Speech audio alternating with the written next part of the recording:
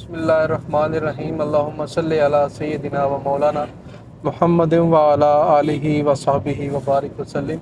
آج 7 جولائی 2023 جمعۃ المبارک کا دن ہے اور آج ہم بھمبر سے نکلے ہیں اور گجرہان کے لیے عازم سفر ہیں۔ راستے میں جب ہم نے اپنے آج کے سفر پر غور کیا تو ہمیں اپنی زندگی کا سفر یاد آتا ہے جس کی ابتدا ہماری پیدائش سے بھی پہلے ہوئی اور جس کا اختتام جو ہے وہ ہماری موت کے بعد آخرت میں ہوگا۔ اگر ہم اس سفر پر غور کریں تو قرآن مجید سے ہمیں اس سفر کے متعلق روشنی ملتی ہے اور رہنمائی ملتی ہے۔ قرآن مجید میں سورۃ البقرہ کے اندر اللہ رب العزت نے ارشاد فرمایا کنتم امواتا فاحیاکم ثم یمیتکم ثم یحییکم ثم الیہ ترجعون، کہ تم مردہ تھے، میں نے تمہیں زندہ کیا، میں تمہیں پھر موت سے ہمکنار کروں گا اور پھر تمہیں زندہ کروں گا اور پھر تم قیامت کے دن اٹھائے جاؤ گے۔ جب ہم اس آیت پر غور کرتے ہیں تو ہمیں زندگی کے 5 فیزز ملتے ہیں، جس طرح آج کے سفر کے فیزز ہیں۔ ہم نے اپنا سفر بھمبر سے شروع کیا اور آزاد کشمیر کی حدود کو چھوڑ کر ہم برستہ کھاریاں جو ہے وہ پنجاب کی حدود میں داخل ہوئے اور ہماری اس سفر کا دوسرا فیز شروع ہوا۔ اس طرح مختلف شہروں سے ہم ہو کر اپنی منزل تک پہنچیں گے تو جب ہم شہروں سے گزریں گے تو وہ ہمارے اس سفر کے ڈیفرنٹ فیز ہوں گے۔ اسی طرح زندگی کا سفر بھی اللہ رب العزت نے مختلف فیزز سے گزار کر اپنے طرف واپس بلانا ہے ہمیں۔ تو وہ جو 5 فیزز اللہ رب العزت نے بیان کیے ہیں ان میں سب سے پہلا فیز جو ہے کہ تم مردہ تھے، میں نے تمہیں زندہ کیا۔ اب انسان کہاں مردہ تھا اور اللہ رب العزت نے اسے کہاں زندہ کیا، تو جب ہم تفاسیر کو پڑھتے ہیں تو یہ بات ہمیں سمجھ میں آتی ہے کہ اللہ رب العزت کی ذات نے ہمیں اس دنیا میں پیدا کیا، ہم اس دنیا میں مردہ تھے اور ہم عالم ارواح میں زندہ تھے، اور عالم ارواح سے بھی پہلے ہم علم خدا میں تھے۔ علم خدا سے ہم عالم ارواح میں آئے اور عالم ارواح سے پھر ہم اس دنیا میں آئے۔ اب یہ جو ہمارا جسم ہے یہ روح اور جسم جو ہمارا حقیقی جسم ہے اس سے مل کر بنا ہے اور ہم انسان بنے ہیں۔ اب جو اللہ رب العزت نے کہا نا کنتم امواتا، تم مردہ تھے، تو ہم کہاں مردہ تھے؟ ہم اس دنیا میں مردہ تھے۔ جیسے ہم اپنی موت کے بعد اس دنیا میں نظر نہیں آتے فزیکلی، اسی طرح اپنی پیدائش سے بھی پہلے ہم اس دنیا میں نظر نہیں آ رہے تھے، ہم فزیکلی نان ایگزسٹنٹ تھے اس دنیا کے اندر۔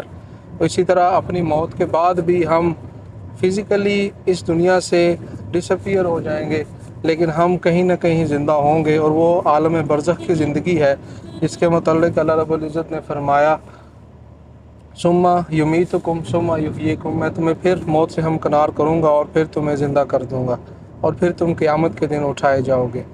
اب ہر انسان اپنی زندگی کے اندر کامیابی چاہتا ہے کہ میرا زندگی کا سفر کامیاب ہو جائے اور میری زندگی کا سفر جو ہے وہ آسان ہو جائے۔ جس طرح آج کے سفر میں آسانی کے لیے ہمیں ٹریفک رولز کو فالو کرنا ہوتا ہے، ہمیں راستے کا صحیح انتخاب کرنا ہوتا ہے۔ اگر آج ہم اس راستے کو چھوڑ کر اپنا راستہ بدل لیں تو ہم اپنی منزل سے بھٹک جائیں گے، اپنے راستے سے ہٹ جائیں گے۔ اسی طرح زندگی کا جو سفر ہے، اگر ہم جو راستہ اللہ رب العزت نے بتایا ہے ہم اس راستے کو چھوڑ کر کوئی اور راستہ اختیار کریں گے تو ہم اپنی منزل سے بھٹک جائیں گے اور ہم کبھی بھی اپنی منزل پر نہیں پہنچ سکیں گے۔ تو منزل تک پہنچنے کے لیے جو راستہ اللہ رب العزت نے بتایا ہے وہ راستہ صراط مستقیم ہے۔ اور صراط مستقیم کیا ہے؟ صراط مستقیم آقا علیہ الصلوۃ والسلام کی سیرت اور آقا علیہ الصلوۃ والسلام کی ذات ہے۔ جب تک ہم زندگی کے سفر کے اندر اس راستے پر نہیں چلیں گے جو راستہ ہمیں آقا علیہ الصلوۃ والسلام نے دیا تو ہم اپنی منزل تک کبھی نہیں پہنچ سکتے۔ اب ایک سوال جو اکثر ہر انسان کے ذہن میں رہتا ہے کہ میرا زندگی کا اٹھنے والا ہر قدم کیا کامیابی کی طرف ہے یا ناکامی کی طرف ہے؟ تو قرآن مجید سے ہمیں اس کا بڑا ہی آسان سا کلیہ ملتا ہے جس سے ہم یہ دیکھ سکتے ہیں کہ ہمارا اٹھنے والا ہر قدم کامیابی کی طرف ہے یا ناکامی کی طرف ہے۔ جیسے میں نے سورۃ البقرہ کی آیت آپ کے سامنے تلاوت کی ہے، تو اگر ہم اس آیت پر غور کریں اور پھر سورہ ملک کی ایک آیت ہے الذی خلق الموت والحیات لیبلوکم ایکم احسن عملا، تو اللہ رب العزت نے ان دونوں آیات کے اندر موت کا ذکر پہلے کیا ہے اور حیات کا، زندگی کا ذکر بعد میں کیا ہے۔ کنتم امواتا، تم مردہ تھے، یہ موت کا ذکر پہلے ہے फ़ाहियाकुम, मैंने तुम्हें ज़िंदा किया, और फिर हयात का ज़िक्र बाद में है। सुम्मा युमीतुकुम, मैं तुम्हें फिर मौत से हमकिनार करूँगा, मौत का ज़िक्र फिर पहले है।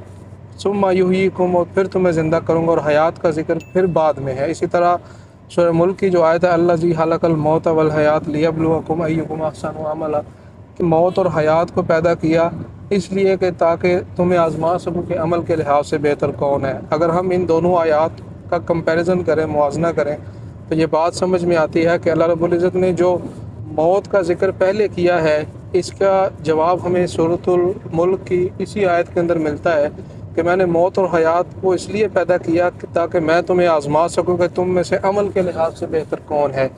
तो अब इससे जो नतीजा हम अख़ज़ कर सकते हैं वो ये है कि जो शख्स अपनी ज़िंदगी के अंदर अपने हर मामले में, अपने दीनी मामले में, अपने दुनियावी मामले में, अपने घरेलू रसूमात के अंदर, हत्ता कि ज़िंदगी के हर मामले के अंदर मौत को सामने रखता है, तो मौत को सामने रख कर वो ज़िंदगी का कोई फ़ैसला करता है, वो देखे कि ये जो मैं फ़ैसला कर रहा हूँ, ये जो मैं काम कर रहा हूँ, क्या इससे मेरी मौत संवर रही है या नहीं संवर रही, क्या इससे मेरी मौत बेहतर हो रही है या नहीं बेहतर हो रही। इसकी मैं एक सादा सा मिसाल देता हूँ। अब एक इंसान है, वो कारोबार कर रहा है, कोई भी बिज़नेस कर रहा है, और उसका बिज़नेस ऐसा है कि उसको ऐसे रास्ते नज़र आते हैं जिससे वो अपना प्रॉफिट बना सकता है, मिलावट करके, लोगों को धोखा देकर। अगर वो धोखा दे रहा है और लोगों के साथ फ्रॉड करके वो प्रॉफिट तो ज़्यादा बना लेगा, लेकिन वो धोखा और फ्रॉड उसकी मौत को ख़राब कर देगा। इसी तरह हमारा एक गलत फ़ैसला हमारी मौत को ख़राब कर सकता है। तो कामयाबी के लिए एक आसान सा कुलिया ये है कि वो अमल जो आपकी मौत को संवार दे, वो फ़ैसला ज़िंदगी का जो आपकी मौत को संवार दे, वो उठने वाला हर कदम आपका कामयाबी की तरफ होगा। लेकिन अगर आप ज़िंदगी में कोई फ़ैसला करते हैं, अपने घरेलू मामलात में, अपनी ज़िंदगी के कैरियर के फ़ैसले के बारे में, कोई भी फ़ैसला करते हैं अपने कैरियर के बारे में, तो अगर आप वक्ती फ़ायदे को देखते हुए कोई ऐसा फ़ैसला करते हैं जो आपकी मौत को ख़राब कर रहा है, तो वो आपकी इस दुनिया को भी ख़राब कर देगा और आपकी आखिरत को भी ख़राब कर देगा। इसकी एक आसान सी मिसाल है, आजकल जो मुल्क पाकिस्तान के हालात हैं, और हालात से तंग आकर बहुत से नौजवान जो पढ़े लिखे हैं या जो कम तालीम याफ्ता हैं या जो गैर तालीम याफ्ता हैं, वो भी बैरून मुल्क का सफ़र करते हैं और अपनी रोज़ी की तलाश में बैरून मुल्क जाते हैं। और बैरून मुल्क जाने के लिए वो एक स्टेट और एक रियासत के साथ धोखाधड़ी से काम लेते हैं। वो कैसे कि अब स्टडी वीज़ा के लिए जब आप किसी मुल्क के लिए अप्लाई करते हैं तो आपको फ़ेक डॉक्यूमेंट्स का सहारा लेना पड़ता है। आप ख़ुद को वो शो करते हैं जो आप नहीं हैं, और धोखे का मतलब ही यही है कि किसी चीज़ की असली हालत को छुपा लेना। तो आप अपनी जो बैंक स्टेटमेंट शो कर रहे हैं, आप जो अपने कवायफ शो कर रहे हैं, वो आपके ओरिजिनल कवायफ नहीं हैं। आपकी जो बैंक स्टेटमेंट है उतनी वर्थ आपके पास मौजूद नहीं होती। तो वो क्या होता है, आप एक स्टेट और एक रियासत के साथ धोखा कर रहे हैं। जब इंसान बाहर चला जाता है तो शायद बाहर जाकर वो अरबों रुपए कमा कर अपनी ये दुनिया बज़ाहिर तो संवार ले, अपनी दुनिया के अंदर आसाइशें भी ले आए, आसानियाँ भी ले आए, लेकिन वो उसकी ये दुनिया बर्बाद कर देगा कैसे कि उसकी ज़िंदगी से सुकून और इत्मीनान ख़त्म हो जाएगा और उसकी आखिरत तो बर्बाद होगी। आका अलैहिस्सलाम ने फरमाया कि जिसने हमें धोखा दिया वो हम में से नहीं। तो धोखा देने वाले के साथ आका अलैहिस्सलाम ने ताल्लुकी का ऐलान किया है। तो हमारा रिश्ता अगर आका अलैहिस्सलाम से टूट गया तो ना हम इस दुनिया में किसी काम के रहेंगे और ना आखिरत में किसी काम के रहेंगे। अल्लाह रब्बुल इज़्ज़त हमें हिदायत अता फ़रमाए। ये पिछले दिनों जो वाक़या हुआ टाइटन नामी अबदोस का, उससे हमें सबक सीखना चाहिए। और ये कल जो वाक़या हुआ है, जहांगीर तरीन साहब के भाई ने जो ख़ुदकुशी की है, अभी तक वो मामला सही समझ में नहीं आया, लेकिन बज़ाहिर तो ख़ुदकुशी नज़र आती है।